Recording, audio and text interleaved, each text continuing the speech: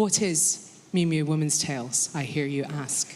It is, of course, a series of short films directed by women filmmakers that is commissioned biannually by the fashion company Miu Miu. And it is a miraculous thing. There are 28 of these films now, which means we've been doing this for 14 years. 14 important years. We'll come on to that in a moment. But the previous directors include myriad names. Pick up one of those, they're here, the programs, and see the people we've got on the list. Incredible. From Isabel Sandoval and So Young Kim, Lila Aviles, so many others. And now Laura Cittarella has joined their ranks after her premiere on Saturday with The Miu Miu Affair. It's super funny. Check it out. I think it's the first mystery genre short film in the series. This is our third panel of 4 at this Women's Tales. And before I make the introductions, please know that we've got about 40 minutes before I'm going to open up for questions. So there will be a chance if you can just hang on till the end.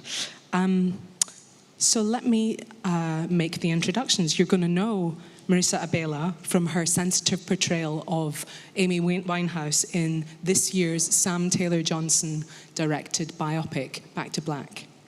And now Marisa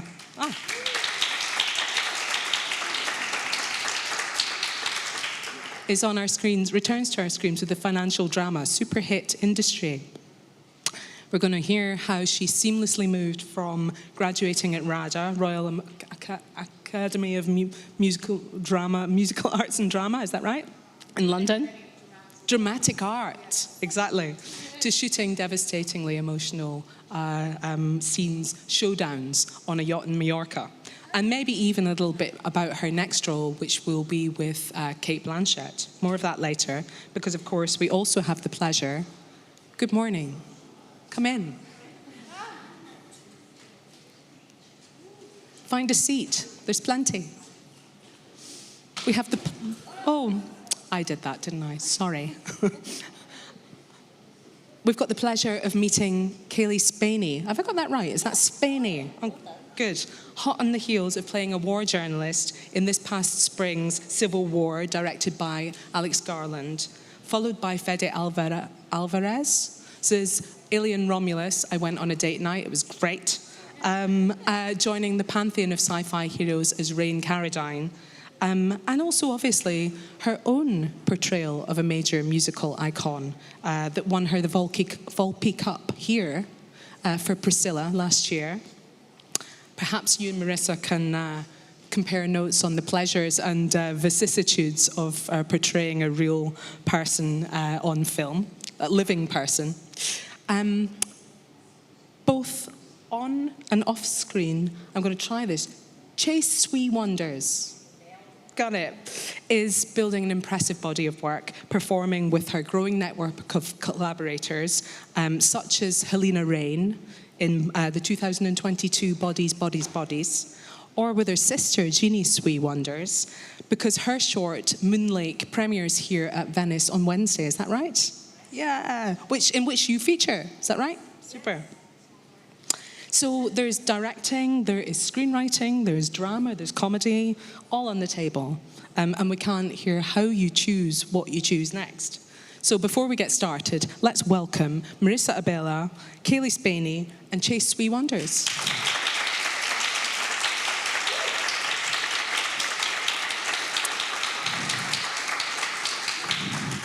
Now, of course, you've got such different careers. I'm not going to try and present you as one monolithic whole, but there is one uniting factor, which is Miu Miu Women's Tales.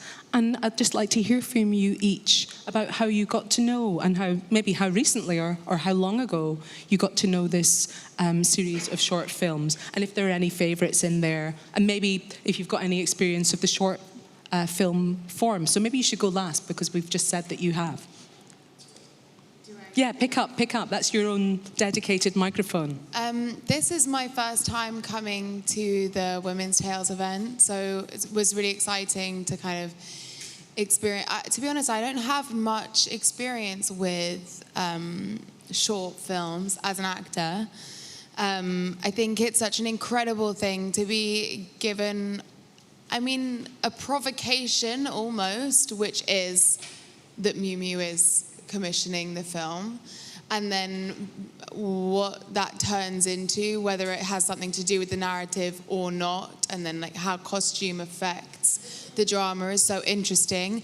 I loved the Miu Miu affair when we saw it on Saturday, because it really did feel like the collaboration with Miu Miu was a provocation of the story. It didn't feel kind of a byproduct. It was like such a huge part of the narrative. I just thought that was such an interesting way of going about it. But no, this is my first experience of it, and it's so exciting and amazing. And I think anyone that's giving artists a chance to create something and a space like this to, you know, to expose it is really special and something to be admired.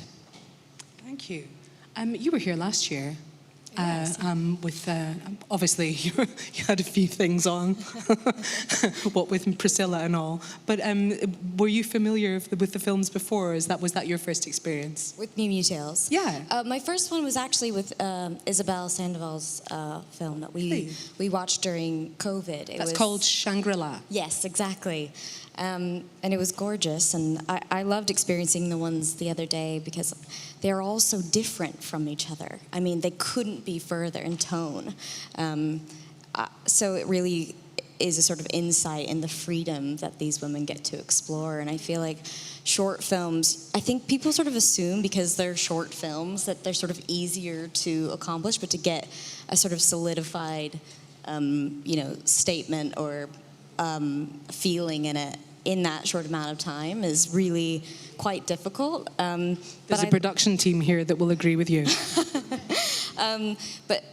But it really, I think, other than the clothing that's involved in it, which I love the use of the clothing in the stories, I think everything else around it, you really got to know the filmmakers and what they were into, what they had to say, and because of how different they were from each other. So I thought it was beautiful, and anyone who is supporting and giving freedom to women to challenge themselves and give them the space to explore makes me so happy. You may not know that we were saying yesterday that there's two of them of the 28. They're actually one is in production as a feature, and another one was developed in a feature. So sometimes they're treated as a departure point into something bigger, and then sometimes they're a kind of essay and not a novel in themselves. Tell us about the short format and what the pleasure of brevity is for you. I mean, I think, well, I went to school for film, and Tell everybody what was about that. I'm fascinated about that department. I mean, I went to a school that did not have such a robust film program, I would say, and it was kind of more like, here's a camera, go try to make a film. And you're not exactly boasting here. It was at Harvard, wasn't it, Chase? It was, but it's not known for its film program. People don't really go for film and film production. I mean, some great directors have come out of there, Darren Aronofsky, Damien Chazelle, but it's not. I think even they have kind of like mixed feelings about it. I mean, you have great visiting directors who come and speak, but technically it's not like an AFI or UCLA or anything like that. But it's a really hard format to crack, and it's like it feels impossible to deliver a story and like be able to care about characters within the span of like under 20 minutes. So I have a lot of respect for that. And I think Zoe Cassavetes made a women's tale that I think was number one that I loved so much. And it was like the starting point of a fashion film, but turned into so much more, and like was so moody. And that was the first one I saw, and I was like struck, being like, what is this? What is this platform? What is this? Like, how is this able to be made? And then my first event ever in the industry was with these ladies in New York for the women's tale that Raffi Cassidy was in. And I was like, Night Walk. Yeah, Night Walk. And I was like, this infrastructure is insane, all rallying around like this female filmmaker who, you know, hadn't had as many opportunities before. So I think, yeah, the work that Miu Miu puts into just giving a platform for these stories is really incredible, and shorts no less. Like, it's a really hard genre to crack, and I think it just gives the best environment to these filmmakers. Excellent. Well, you've queued me up nicely. I want to spool back a little bit and imagine you before all this amazing accomplishment. And you touched a little bit on going to Harvard and your kind of early origins. You have spoken in interviews a lot, Chase, about this sort of sense of longing. You being in Detroit, not a fashion city, now you're kind of talking down your Harvard origins, but just this idea of wanting to be in New York. And then Cailee, you know, I'm reading about you. You're hang on, let me get this right, the 7th of 9 children in this committed Baptist household in the Ozark Mountains, taking dance classes, vocal lessons, and acting classes 6 days per week, and then leaving home at 13 to pursue your career. I mean, would you agree that those on paper, these 2 stories, sound like you had a kind of uncommon desire to just get into this working life? Yeah, we were actually just talking about the origins of, we're both from the Midwest, which is not typically where people spawn into, you know, coastal Hollywood people. But I think, I mean, at least for me, watching film was like totally the sense of escapism that I needed. I was in a very whitewashed sort of suburb where the culture was like, the coolest culture was like, you know, taking a swimming class at the country club was like the height of culture. So I What's think, wrong with that? Yeah, but trauma. That is trauma that we will unpack later. But I think, yeah, film as like a means of, and even the women's tales, like what we saw yesterday, 2 different stories from very different parts of the world, and like just very specific snapshots that give, you know, someone in, you know, Southeast Asia who's doing Brazilian jiu-jitsu, suddenly like they get a voice, and it's like, oh, I could do that, or I could be that, or be on screen. And yeah, I think the more specific the story, the more inspiring it is to those who need it. You get your mother to drive to LA to get you an agent at 14. That's pretty hardcore. Yeah, I guess I was a pretty hardcore kid. I mean, I when you drop out of school at 13, you grow up really quickly and you realize I've got to sort of make a living at some point. I've got to figure something out. And the only thing I was good at was terrible in school, and what was performing or communicating in that way. And I always had a sort of chip on my shoulder about not sort of having the words to express myself, but I always felt like something opened up in me when I got on stage, or I was singing or dancing or performing in any sort of way. So it really was my comfort zone, and I would lock myself in my room and watch as many films as I could, and that was how I communicated. Like what? Like Sofia Coppola was one of the first ones that I found, and it was the first time I ever asked myself, who's behind the camera? Because I was really just looking at the performances, the acting, and the characters. And when I found out it was this young woman who made these stories, and the way she centered the women, and the way she got inside the minds, it sort of gave me permission to be the girl who I felt like I was. So I never quite fit into the Baptist church scene, you know. So that was really it. That was the key that unlocked it all for me. Well, hold that point. We're coming back. So Brighton isn't that far away from London to continue the story, and yet it's possible to have a kind of extreme sense of longing. What drove you into, was RADA always the plan? You were just going to get on that stage?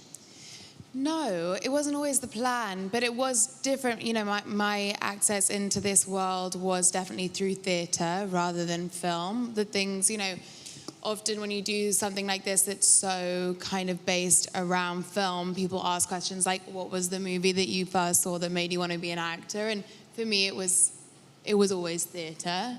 You sure you don't want to answer that question too? Jaws. Oh, right. Oh, I see. No, I love film, and I love working in film now as an actor, and I love, but the thing that really lit the fire to be a performer for me was theatre. Was it one particular production?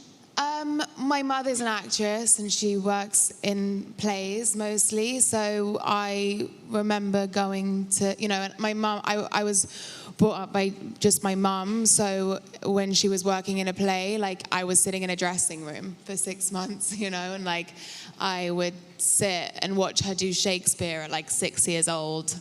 And so I just think being around it, but like that was, was important to me. But RADA is an amazing school. I applied and got in, so I went. But it wasn't like it must be RADA. There are great drama schools all over the UK. Let's come back to that point. It was through the same female director that you both earned not your first breakthrough. You were already working on projects, but the timing of the sense of your first big two breakthroughs project. Can you tell us what was that meeting like? What led to it, and what effect did it have? What did it actually consist of? Of my first breakthrough? I'm saying that you're both united by Sofia Coppola. Oh, of Tell course. us how you met her. Yes. We haven't talked about this yet, but yeah. So after film school, I wanted to be a writer. I was actually very shy, and I was like, I don't have the skin to be an actress. It's like so much rejection and really scary, and it's terrifying and on so many fronts. So I'll just be behind the camera. I'm comfortable here. I want to be a writer, and. You had edited the Harvard Lampoon, the journal. I worked at the Lampoon. You've done your research. I'm very impressed. The Lampoon. It's a comedy magazine, you feel like a king at Harvard because that's like the cool place to be. But then you get out in the real world and no one really cares about the Lampoon. In fact, people actually it has a bad reputation in Hollywood of just producing psychomaniacs who aren't that funny. But so I was trying my hand at that, and but it wasn't kind of sticking. And Sofia, I got a job with her to read books. This is actually crazy. And she handed me this book. What do you mean? She basically gets sent like so many books every month. And her agent knew my agent, and so basically they were like, read a ton of books for her, write a little coverage, and then, tell her she should read it or she shouldn't read it, or this is worth her time, not worth her time. And I actually read Priscilla.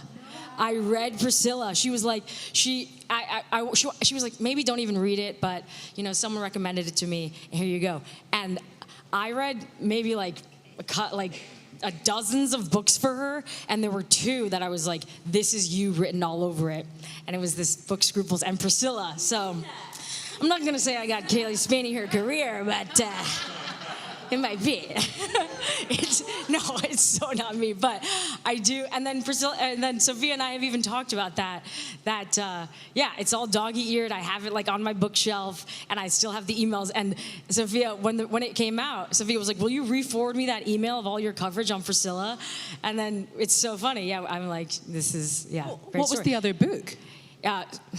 Well, maybe I shouldn't say because maybe she might be making it next. It's called Scruples. It's an amazing department store melodrama about a woman from the 80s.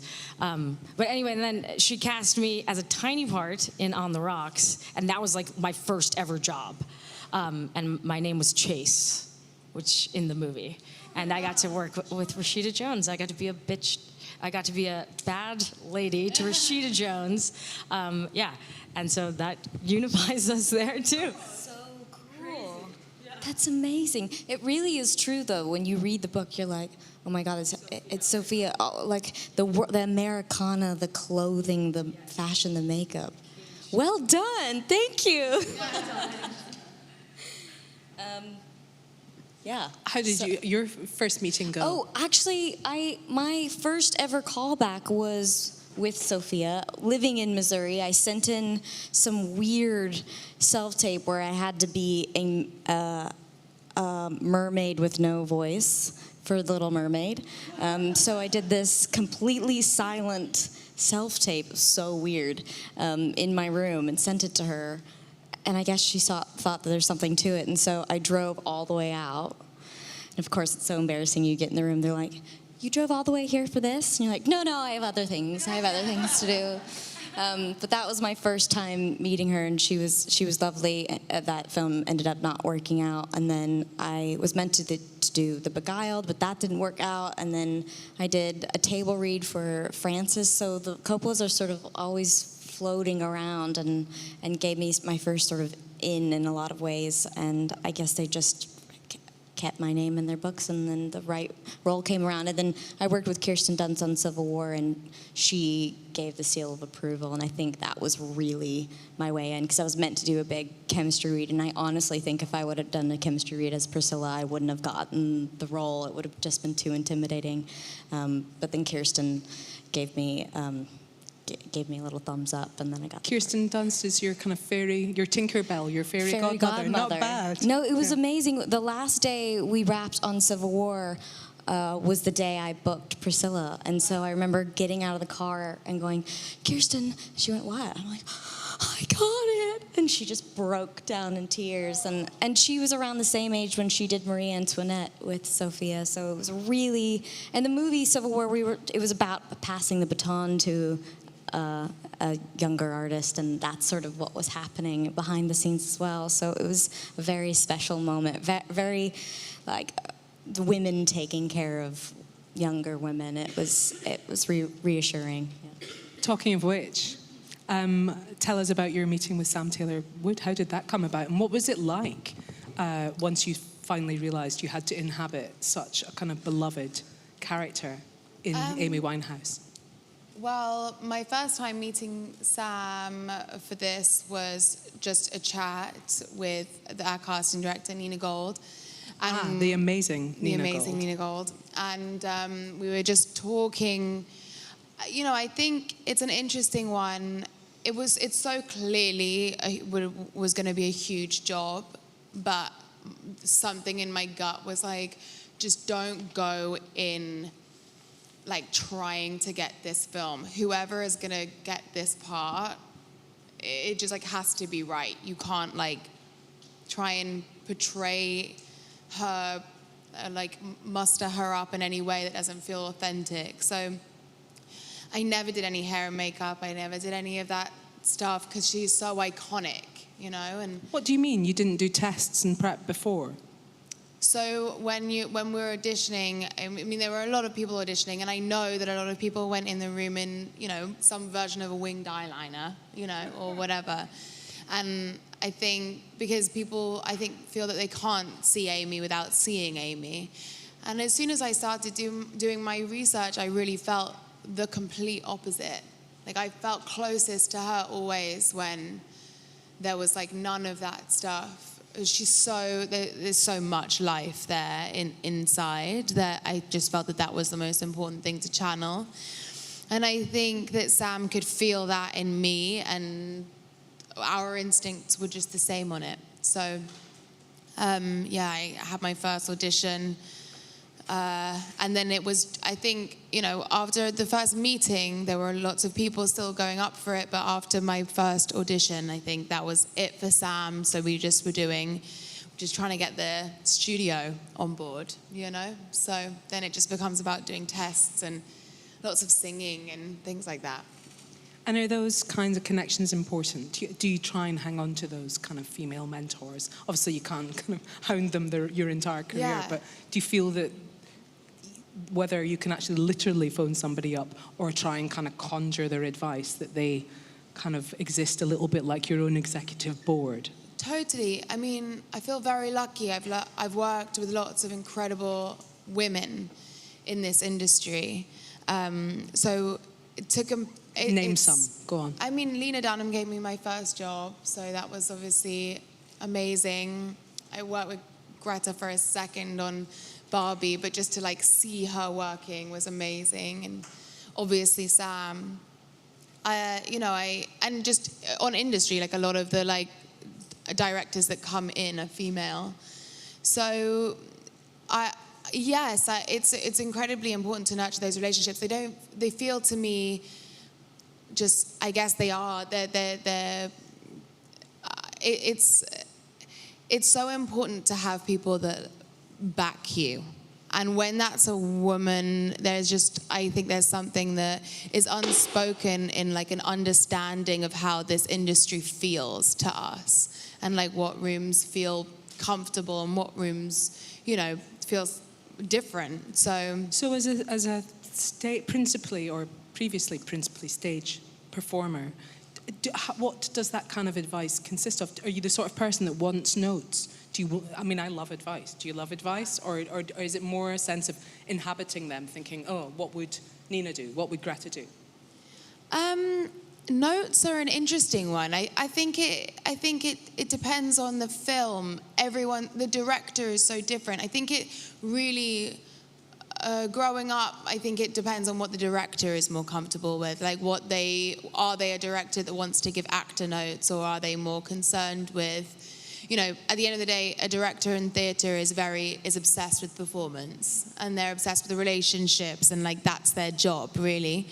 Whereas a lot of directors in film, their job is to tell a narrative story, and it's often about aesthetics and how does the film feel and how does the film look. So they might not be as comfortable giving actor notes. So I would never demand something from someone that they weren't willing to give.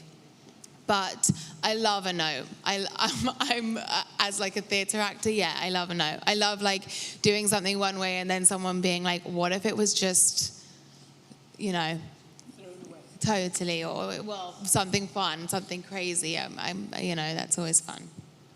Technique then. I read a lot about you using audio. There was an audio clip of Priscilla speaking in order to try and sort of inhabit the voice and kind of create some sense of verisimilitude.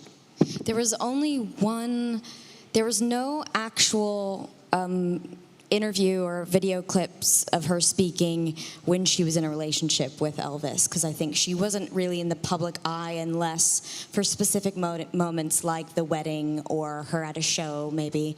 But there was some great home videos of her, like her 21st birthday. Elvis surprised her in the basement with a cake with horses on it, and that was great for how she held herself around him. And there was one right after their divorce where she's talking about their divorce, so it's like a 20-second clip, and I just had that in my ear repeating the whole time again and again. But really, it was getting to have that time with Priscilla herself. That was, you can't, I would just sit in front of her for 3 hours and just soak everything in as much as I could. And she was so giving, and she said, you can call me at any point, whether it's about the film or life. Just give me a ring and we can talk about whatever you want. Do you want to share a question you had for her? Well, I think it was more just being in the spotlight and feeling very vulnerable and getting her blessing, and hearing her say, "You've got this. I'm not worried." Don't just go out there and do your thing, and you can call me whenever you want, but I believe in you. To have that before getting on set, it was everything, While we're on technique, at the other end of the spectrum, you've just finished playing in Alien, where I'm assuming you're reacting to puppets and CGI formulations, very different kind of spectre at the feast. Can you tell us something about that and what was the challenge there? And do you want to do more of that? I just want a little bit of everything. I think that's what's so exciting, is if you can get your hands on every single kind of genre and work with every kind of director and really put yourself in different kinds of characters' shoes. That's what you want. Just for me, just to know if I can do it, I just did a comedy, and I'm like, I don't know if I'm funny, but let's give it a go, Let's see what I got. But yeah, obviously Priscilla and Alien couldn't be further from each other in tone, so you're having to use different tools in your actor's tool belt. One in particular, it sounds sort of obvious, but like, scale and the amount of time spent, Priscilla was only 30 days and Alien was 6 months, so you're having to sort of use a different amount of energy and really lean on people in a different way. And cast and crew is everything when you're taking on roles like that and you're leading something, because you're only as strong as the people around you, and I was really lucky to have supportive people throughout that whole process. Chase, the actor's tool belt. I was reading about you working with intimacy coordinator. Is it Rachel Flesher on Generation? Yeah. And I read a little bit about you having her teaching you closure techniques for your character. Yeah. What does that mean? Tell me. It's not something that I would typically spring for, but so I actually worked with her again on this show. Can you say something about her for the audience that might not know who she is? She is an intimacy coordinator, and this is kind of something new to the industry, but I think for all of us, we kind of have entered having to work with them and collaborate with them, and it's basically sex scenes are very awkward. They're really weird, or they cannot be. They can be lovely in some people's experience, but you have a person there who's kind of your buffer, who helps coach you through the movements, and either kind of takes a back seat and lets the actors figure it out, or if the actors are kind of like at a loss and the dynamics for some reason or another require like a buffer to choreograph, essentially, simulated sex. And it's really helpful, and they just have a really good understanding of the body and also the emotional dynamics that it takes to have these, scenes. And I use Rachel's techniques in bodies, actually. Closure techniques basically are like sensory things that you do at the start of a day or at the end of a day to get back in your body or to get out of your body and just realize, like, this isn't your life.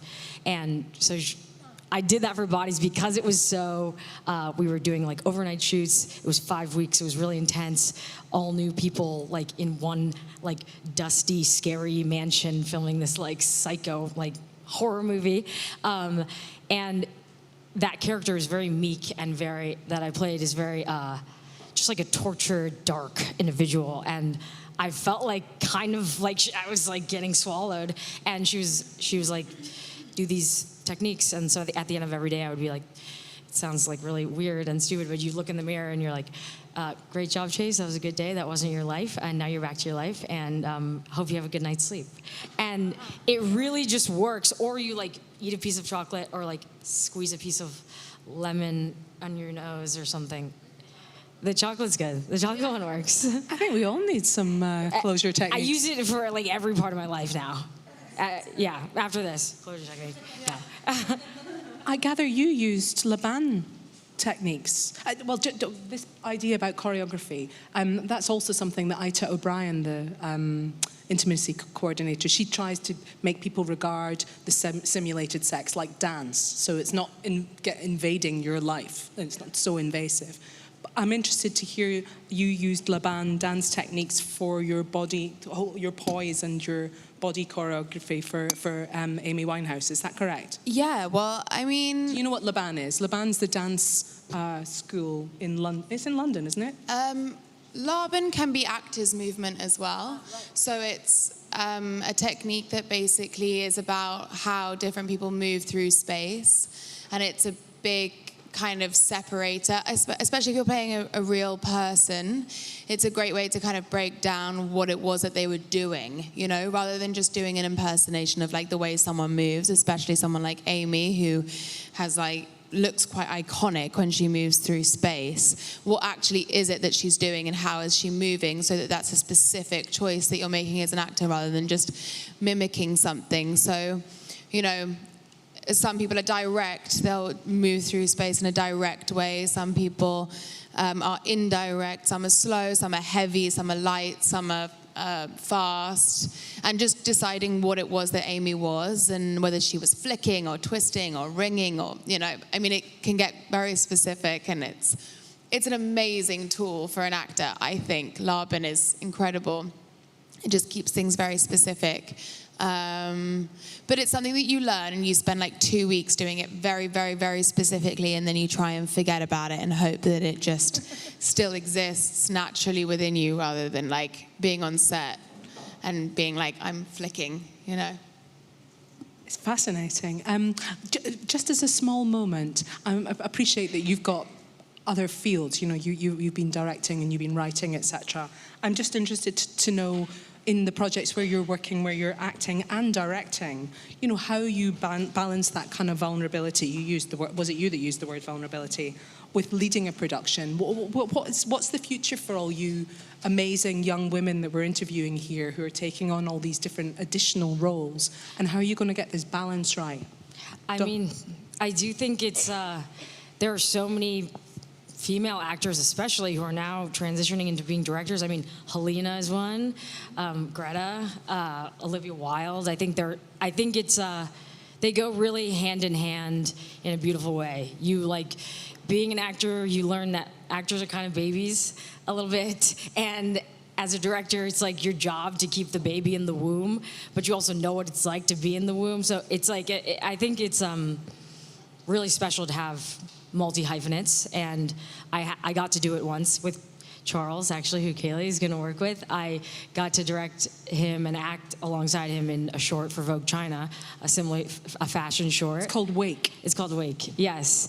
And it was like 2 of the best days of my life. Like, it just really, it's like, there's that meme of like your brain like in suspension, and then like it's when like all cylinders are firing in your brain. Like, that's what it feels like in kind of the best way. It's like it's like the limitless drug. You're able to like kind of access all these different facets that when we're acting and directing, like you kind of curtain off. But yeah, I think it's I think more multi-hyphenates should be around, and Miu Miu is definitely championing those female multi-hyphenates. Very true. Cailee, Marisa, do you have any desire to direct or produce or write or all the other things that 22% of the industry are women? What's that? I think it's 16% of the top grossing 250 American films last year are directors, but 22% of them are all the other fields composed beyond actors, so writers, producers, etc. So basically there's a fifth are women. At the moment, I feel like acting's pretty hard for me. Like, I'm still finding this pretty difficult. It's an exciting challenge. I still feel, I feel challenged by it. I feel like it's still opening up things myself, and I'm still wanting to. I never feel like I quite have gotten it down yet, so I'm still on the journey. So as of now, I think I'm gonna stay here, but maybe directing sometime in the future, because I do think actors are some of the best people to transition into directing, because they read so many scripts. They're on set way more than any of the directors that we worked with most of the time. They are watching everything, and if you're a smart actor, your eyes are on it all. You can see how the whole the web is woven, you know, and I really do think it's a smart transition to do. And what about you, whether on film or on stage? I feel the same as Cailee right now, to be honest. I love being an actor. I love acting, and I would just like do it over and over again in every way. So I don't have the desire. There are certain stories that I hear and then I read, and like, I'm a very visual person, so I see things. When I read a script, I feel like I direct it in my head. I'm not just sort of like reading it like a novel. I feel like my brain could go that way.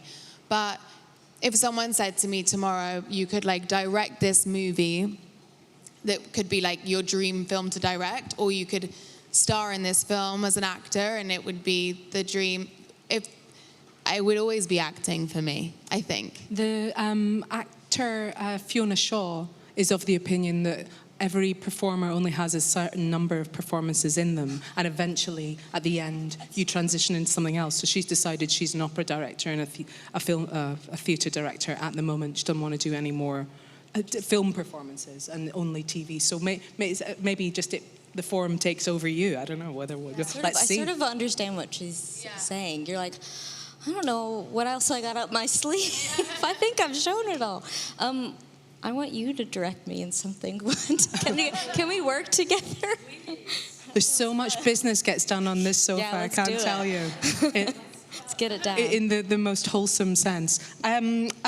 Chase, where can we see you next? I've read that The Studio with Bryan Cranston, Catherine Hahn, and Seth Rogen, not too shabby, is released on Apple TV next year. Next year, very fun. An absolute comedy in the hardest sense. And yeah, we filmed our last month in Vegas, so it's me and all these like titans of comedy, and I'm just like holding on for dear life. It was a joy to film, and I'm excited for people to see it. Yeah, no, it sounds amazing. Yes. Equally starry company. You've got a film out with Steven Soderbergh, Black Bag, starring Kate Blanchett and Michael Fassbender. What was it like working on that? It was amazing. It was incredible. Again, what an experience as an actor to just watch people that are so brilliant at what they do. So cool and kind and lovely. And it was a great, Stephen as well as a director and a filmmaker, to have the director also be the cinematographer and the editor is such a different experience because he's only shooting what he needs. So he knows that that's what is going to end up in the edit. So you can really run a scene. There's no big wide shot, everything into a close, everything out in a mid. It's very specific. You kind of feel a bit spoiled because it's so specific that no one's wasting any time whatsoever. It was amazing. And does that mean you kind of modulate your energy against what if he's got it? It's not like you're waiting for, there must be a close-up sometime and you're kind of holding something back. Oh, right, no. You're never doing something, you're working for other people's coverage all the time, but no, it's always the shot that he's going to use, so you don't have to kind of hold anything back, yeah. You gave a really interesting interview where you were talking, Cailee, about how you choose your projects and the idea that each one is as different as possible as it possibly could be. So tell us how you choose, and then how that relates to you joining the Rian Johnson universe with Wake Up Dead Man. Is that when you decided, am I funny? Yeah. To be fair, it's the biggest names are in the. My first day on set was Glenn Close and Kerry Washington and Daniel Craig, and I love being the youngest in the room, and it really does push you, and you're a sponge just soaking it all in. But I was terrified. I couldn't get the words out of my mouth.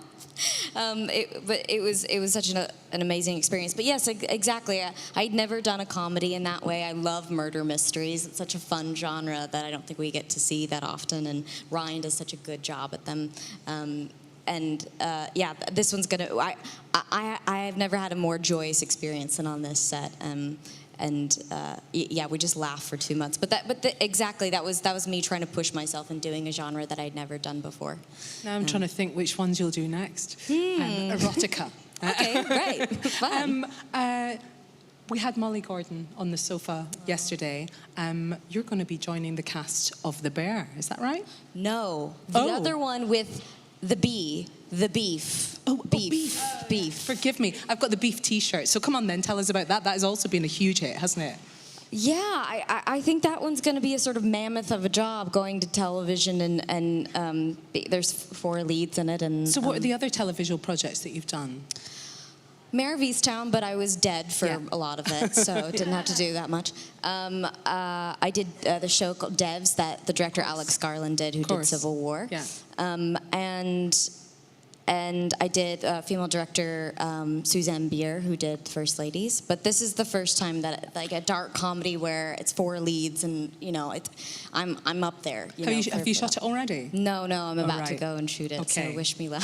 So what aspect of what part of the clock does this represent of the things that you haven't done yet? Yeah, I think it's still in the sort of vein of dark comedy, and that's just. That I think you really have to bear it all in that way. You don't get to hide behind anything, and this character is very much like myself, the writer and creator. He bases a lot of, he's writing at the moment, he bases a lot of the characters on who the people are, which has been an interesting process because we do these Zoom calls that feel like therapy sessions, and then you read the scripts and you're like, I'm not like that. Am I? Do I say that? Am I? It's so vulnerable, but it's also really exciting because we're getting into a place that I've never gone before. We're sort of exploring a zone that I've never gone before, and I think it's going to be really freeing. I'm really ready to sort of push myself into a new space. Super. Well, I've got one question before we turn over to the floor. Since we have such amazing expertise and experience of working with women directors, and you don't even need to be loyal in this, I'm interested to know from each of you who you think should direct the next Miu Miu Woman's Tale. Oh, wow. Chase. Like it should be you. I was like, okay, that's very nice, thank you. Oh my God. There's this amazing director, Anu Valia, who it has her first film that she's making, and I did this show with her, this show Generation, and she directed me in an episode, and she's so cool and so, like full of heart, and like the way she is on set, it's like you're with your like best friend. She makes everyone feel so warm and welcome, and she's a woman of color, and she's just really cool. And I think she is gonna have a big moment, and it would be cool to Great have tip. a woman's tale in her belt. Thank you.